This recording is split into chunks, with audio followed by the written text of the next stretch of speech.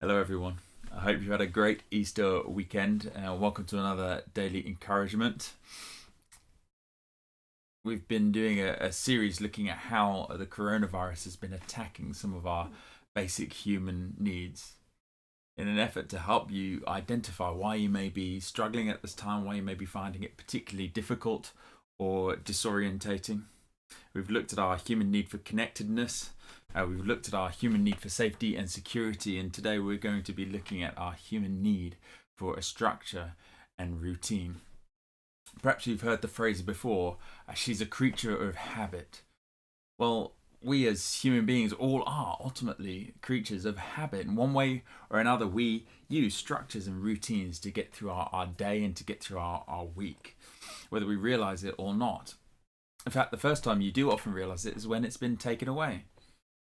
Perhaps it was the going up to see your family once a week. Perhaps it is taking a weekly trip to the shops, or perhaps it's the way that you walk to work during a day, or it's your favorite coffee hangout, or it's perhaps things that you don't particularly enjoy, like the school run, which just helps provide a structure and routine. It gets you up in the morning, it gets you out, it gets you active. And those things we come to rely on ultimately for our well-being and our health. Habits are routines that become instinctive towards us.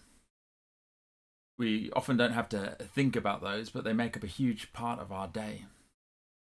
A famous psychologist, William James, an American in the 1800s, said, "All our life, so far as it has definite form, is all but a mass of habits, practical, emotional, and intellectual, systematically organized for weal or woe, and bearing us irresistibly towards our destiny, whatever the latter may be."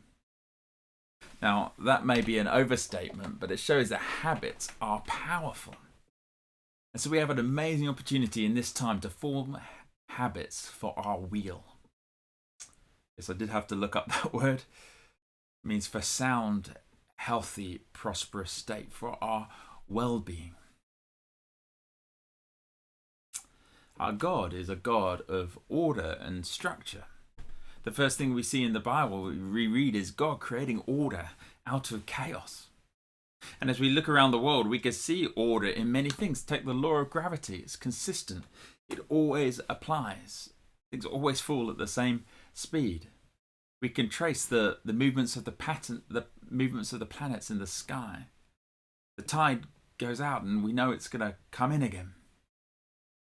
And our bodies are finely tuned, massive systems. And there's an order and a structure, a routine to how our bodies work. And it's often at times of sickness then we realize just how much we've come to depend on that order and the structure and the routine which is within our bodies. Also, if I miss one of my 3 meals a day, 3+ meals a day, I know about it. My body tells me about it. There's a structure and a routine to our days that is God given. God gave his people of Israel a structure and routine to how they were to exist as a people, how they were to represent him on the earth, how they were to care for one another, and how they would come to him in worship. Now, this structure and routine wasn't for God's benefit, but it was to serve his purposes amongst his people. And we too, as the people of God, need structure and routine. One of the first things the news articles and blog posts say about looking after your mental well-being is the need to establish a new routine. You may be very used to relying on a routine to help you if you struggle, particularly with a mental health disorder. And it just shows how all of us, to protect our mental well-being, need to focus on routines. So if you're feeling particularly overwhelmed or you're struggling at this season, take time to look at what your current routine is.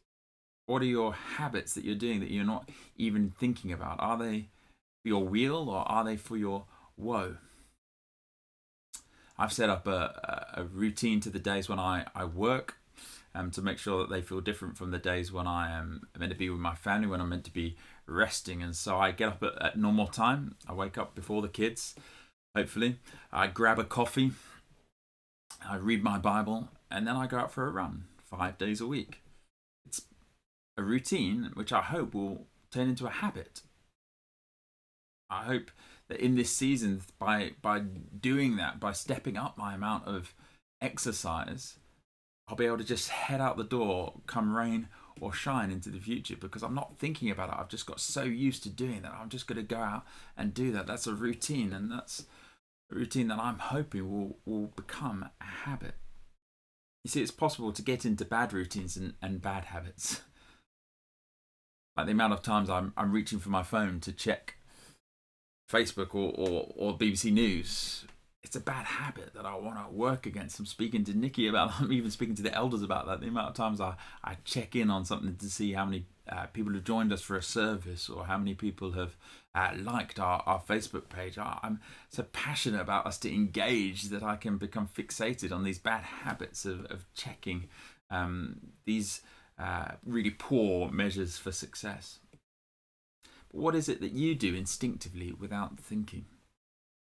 Perhaps it's in the evening, just switching on the TV, not even thinking about other things that you could do for the evening, and in that moment, just that's your evening set. That's leading you towards your destiny, as the amount of time that you've watched on TV, rather than considering whether you can use that time to do something that is going to be more constructive for your spiritual and emotional health.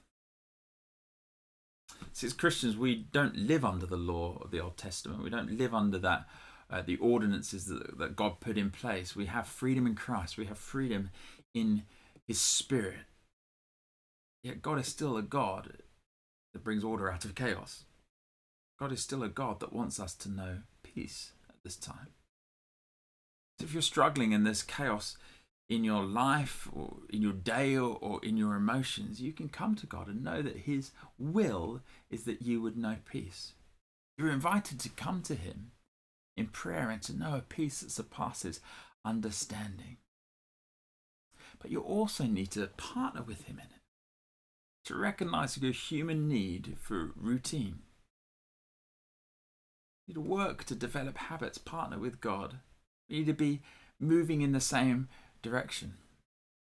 See, if I'm struggling with all the bad news I'm reading on the internet, and I'm saying, God, bring me peace. And as soon as I prayed, I'm looking at the numbers for the day and the statistics, and I'm working out everything that might mean for our country.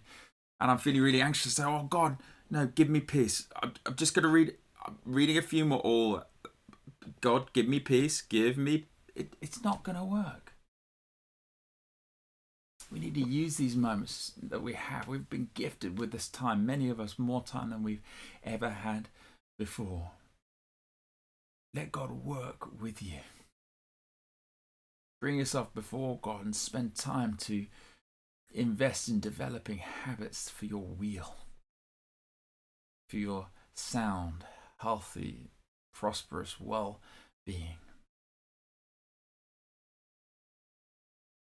Do things that bring you toward God, that remind you of Him, that enable you to know Him more, to experience Him more, to live in relationship with Him every moment. This is a season, church, to be resting in God, to be waiting in God, to be trusting in God. The first rhythm we see in the Word of God is God Himself setting a pattern of rest for His creation. In Genesis 1, we read that He created the world in 6 days, and the seventh He rested. And He set this up as a pattern for the people of God, that on the seventh day they would do no work. They would spend that day to rest and to enjoy God, to make space in their day for God. Or can I encourage you to make this lockdown period a season of Sabbath? Not just once a week. If you've been furloughed from work, make every day a day of Sabbath rest. A day of making space in your day for God to speak to you. You to live each day in relationship with God. Be intentional about cultivating a rhythm of rest. There are many practical ways in which we can help create structures and routines that will work for our good. Us as a church have produced various things that will serve you well in putting structure to your days, and I know many of you are using these, whether that's catching up with these daily encouragements, make that a regular thing, or tuning into our daily prayer meeting. It's about to happen at 12 o'clock. Could be one evening a week, setting it aside to take part in our prayer and worship night on a Tuesday night. It could be joining a life group and meeting up with them once a week, or if you're in a life group, committing to put that in your diary once a week. Don't just get lost in the chaos of life, but set things in place to enable you to live an ordered life that leads you towards God. Another great way you could do this is joining me for the next 30 days in a daily devotional. I posted this to our Facebook page over the weekend, and we're going to be looking at, or I'm going to be looking at the next 30 days, an exploration of Jesus and who he is. It's a study written by friends of ours at a church that we're well connected with in South Africa, Common Ground Church. And it's called What's So Amazing About Jesus, written by an amazing teacher called Terran Williams. And this is written for people who have no faith at all, to help them to know who Jesus was, which is perfect for the Easter season. But it's also written for those who walk with Jesus all their life. Because what better thing to do than every day is to meditate on the person of Jesus Christ, on who he is and what he's done. It's going to be a perfect lead in to our next companion guide, which will be coming out for our next series, which starts on the 10th of May. And that's going to be going back into the Gospel of John Part 4. We're going to call it Not Alone. And I'm really excited about all the stuff we're developing for that. But let's use this season before then just to focus on Jesus, just to rest in him, just to know him more, just to relate to him more. Join me in this 30-day devotional journey so that we can, every morning or whenever it is in your day, look up to God and see him for who he is, and let him speak to us, let him mold us, let him shape us through the development of good habits and routines this season. Okay, guys, that's enough from me. God bless, and see you again soon.